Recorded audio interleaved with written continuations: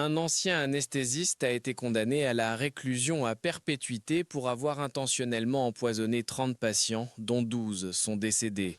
Un tribunal de la ville de Besançon, dans l'est de la France, a déclaré Frédéric Péchier coupable de contamination de poches de perfusion avec des substances ayant provoqué un arrêt cardiaque ou une hémorragie.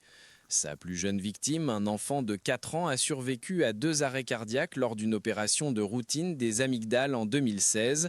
La victime la plus âgée avait 89 ans.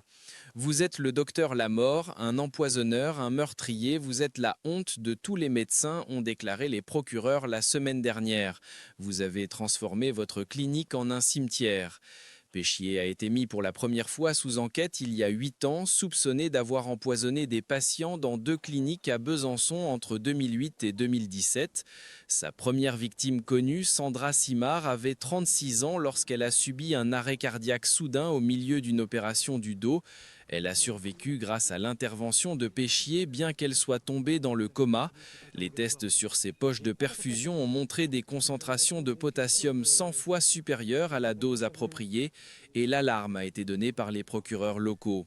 Au cours des 15 semaines de procès, Péchier a parfois admis que certains des patients qui sont tombés malades ou sont morts pourraient avoir été empoisonnés, mais il a nié avoir agi intentionnellement.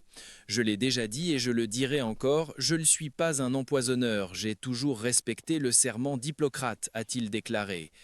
Péchier passera maintenant au moins 22 ans derrière les barreaux après avoir été libre pendant tout le procès.